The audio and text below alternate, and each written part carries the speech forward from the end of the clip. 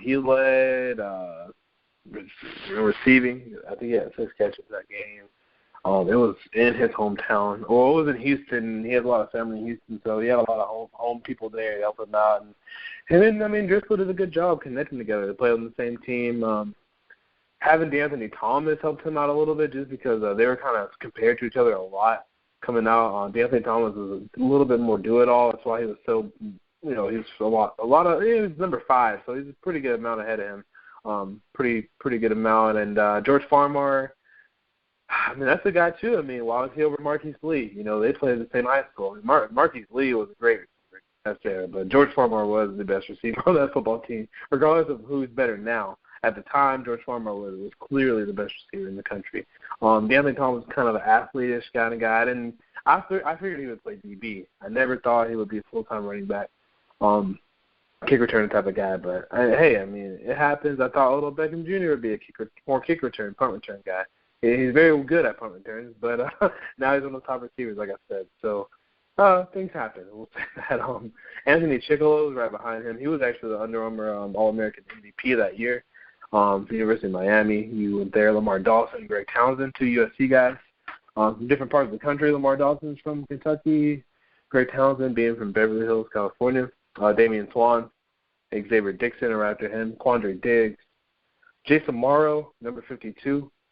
Let's see who we got. A.C. Leonard, your guy, man. A.C. Leonard was 56, and Jay Rome was 57. Jay Rome is a guy that's still in college, kind of trying to find his way. Hopefully he'll have a pretty solid career. Another guy that you could say that people missed on. If you don't realize this, there's a lot of receivers in this class.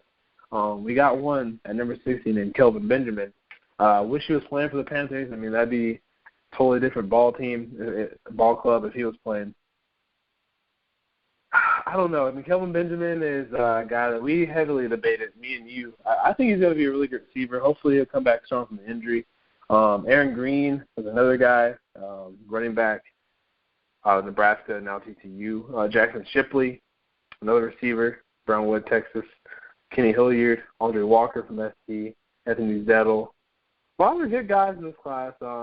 One guy, or 2 guys, that I'll be talking about with Jim is Cody Kessler, who's at 71, and Brett Hundley, who's at 72. And actually, why not throw in number 75, Jacoby Brissett? Out of these quarterbacks, one's already in the NFL, Brett Hundley, but would you take Hundley, Kessler, or Brissett? If I had to make you choose, you probably don't. I don't know if you want either of them. If I had to make you choose, which one would you choose out of those 3? I'd take Hundley. Okay.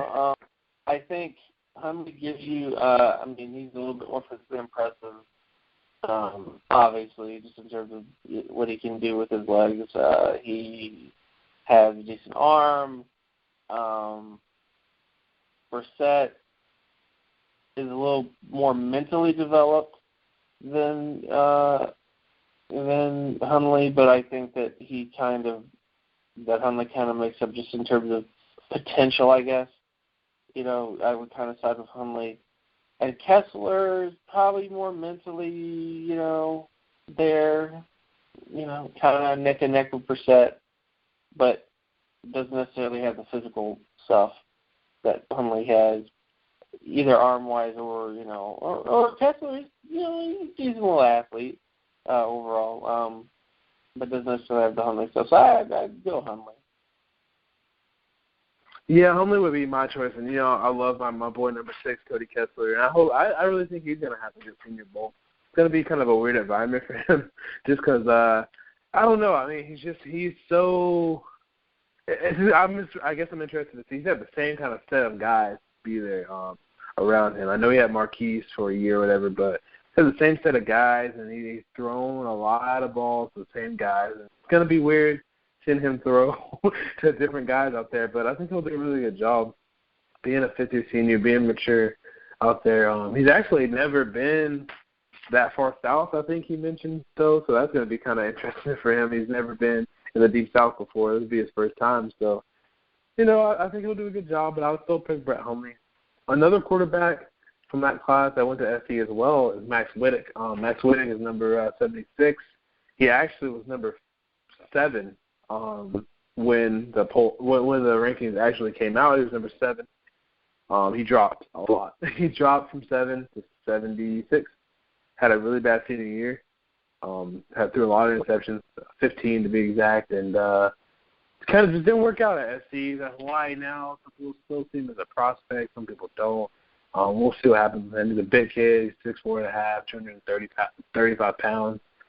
Just never really liked him accuracy-wise. Just didn't have the accuracy, didn't have the footwork. Although the modern-day quarterbacks that Coach Rolson's had, he's kind of been the least effective at the college football level. But we'll see. I mean, can Max Whittick be in a camp? Sure. He's a big, tall guy, strong arm, played under Norm Chow, and Coach Sarson Lane Kiffin. So we'll see. I mean, he's had a lot of experience, but I don't think he'll be effective in the NFL. Bobby Hart out of St. Thomas Aquinas.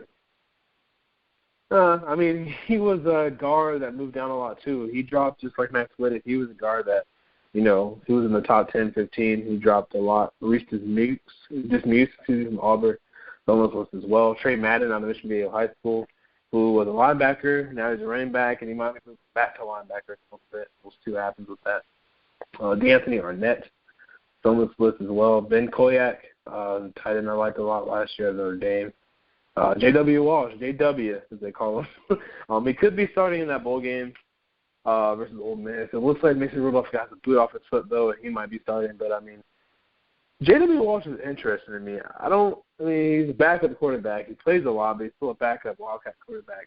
Do you think J.W. Walsh will switch positions at the next level, Jim, or does he even have a position at the next level? I don't really think he has a position. I know he does certain things here and there, but I think there's other quarterbacks that bring a little bit more to the table in terms of what he can bring. So, I mean, at best you're looking at a guy who's probably a reserve. But I don't think he has enough sort of stuff there to kind of stick around, even as a reserve. You kind of get the feel that he reminds you of the quarterback for Northwestern, Trevor Siemian, that plays for the Denver Broncos a little bit. Yeah, but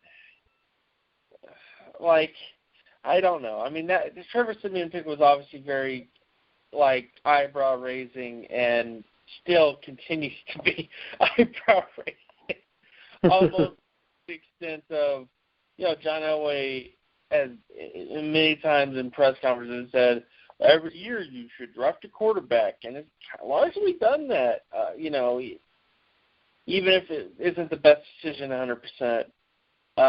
Siemian just happened to be that guy for some reason. I don't think Walsh will really be that, but, I mean, sure, there's similar things in terms of Siemian and Walsh, but I don't think that there's – I mean, in terms of what happened, he's probably going to be an undrafted free agent. And I'd be kind of surprised if he actually, stuck on a team.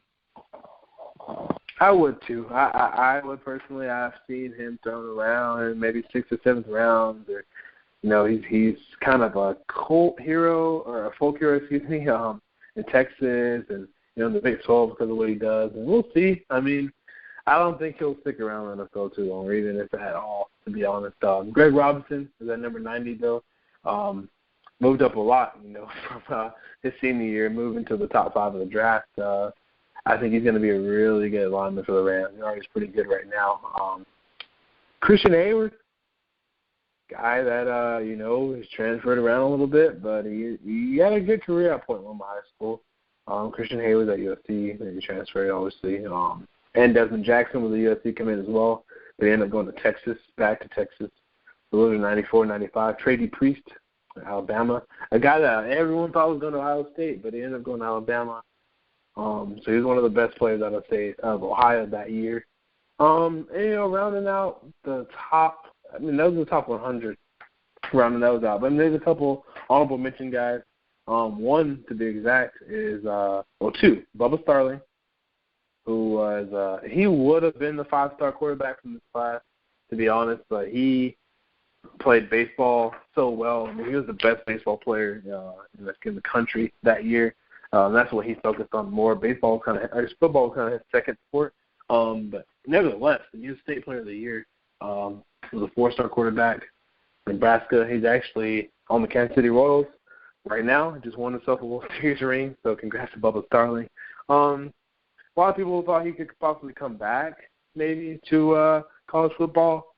I think he's good right now. Where he at? He's a AAA guy, and I think he'll be on the 40-man roster next year. Bubba Starling, another quarterback we can't forget about, who probably should have been number 1 quarterback, I would assume, in this class, is Teddy Bridgewater. Teddy B. What do you think about Teddy Bridgewater? He'll be the last guy we talk about. He's a solid young quarterback. I think he has the potential to be a great quarterback, especially if the Vikings make the playoffs consistently. What do you think about Teddy Bridgewater?